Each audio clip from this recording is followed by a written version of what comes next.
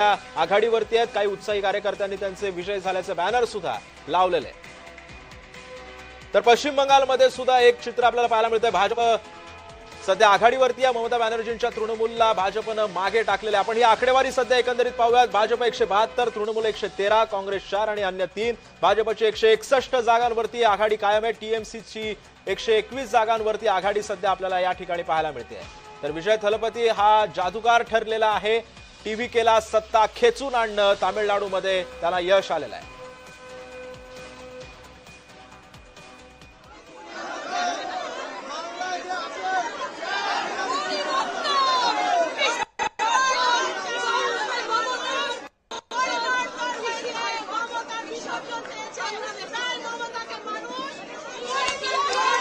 This has exceeded our expectations.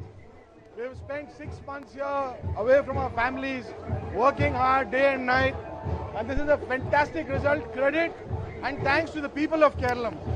Any major factor you are seeing in defeating LDF? Anti-incumbency, nothing else. All their misrule, all their misdeeds, an absolute credit to our workers. Party. त्यामुळे आपण एक update घेऊया। तेजस्वी यादव यांच्या आत्मविश्वासावर सध्या पाणी फेरलेलं आहे। भाजपच्या झंझावातासमोर ममता दिदी गार झालेल्या आहेत।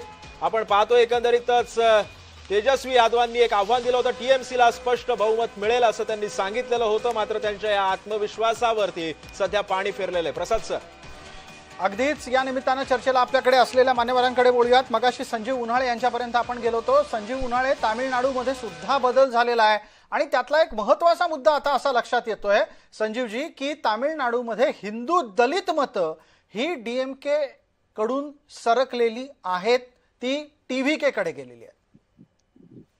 एक पहिली गोष्ट अशी आहे की बघा की स्टॅलिन यांचं जे राज्य होतं याच्यामध्ये काहीही दोष नव्हता तसा फारसा।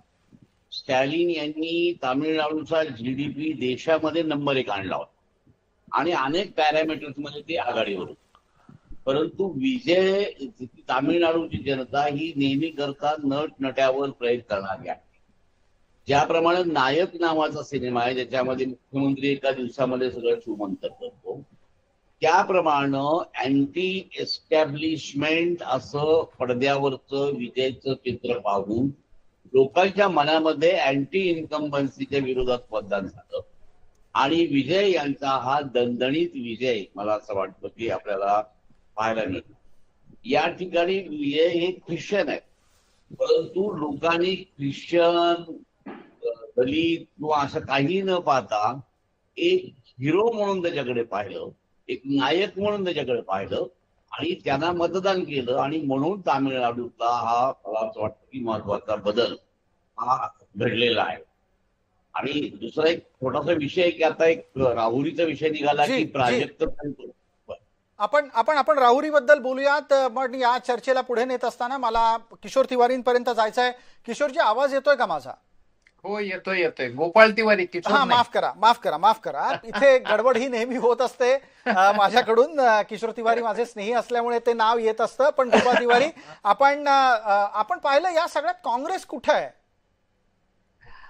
मुद्दा असा आहे की मी मगाशी देखील सांगितलं की सध्या ना क्वालिटीपेक्षा क्वांटिटीला महत्व येत आहे। म्हणजे गुणवत्तेपेक्षा संख्यात्मक राजकारणाला महत्व येत चाललेलं आहे आणि त्यामुळे आपल्या कमिटमेंट किंवा आपलं हे देण्यापेक्षा निवडणुकीसाठी जेवढं मतदान आपल्याला आवश्यक आहे, मग ते 30%, 35%, 40%, 41% असो, मग 60% लोकांनी जरी आपल्याला मतदान नाही दिलं आणि 37% 35%वर जरी आपण विजयी झालो तर ती स्वतःची पाठ थोपटून घ्यायची आणि इलेक्शन ओरिएंटेड पॉलिटिक्स सध्या सगळीकडे पण गोपाळराव, एक सांगा, तुम्हाला जर असं वाटत असेल की गुणात्मक पेक्षा संख्यात्मक बदल आहे हा, तर एका बाजूला आपल्याला हेही कसं दुर्लक्षित करता येईल की हा राहुल गांधींचा 100वा निवडणूक पराभव आहे ना? ऐका, पण त्याचबरोबर 14 ते 24 10 वर्ष मोदी सत्ता आणि मोदी काळ अनुभवून ईडी, सीबीआय, निवडणूक आयोग ह्या सगळे आयुध वापरून देखील देशातल्या जनतेने 14 ते 24 10 वर्षाच्या सत्तेनंतर देखील 24च्या लोकसभेमध्ये काँग्रेसला 50च्या 100% जागा वाढून 102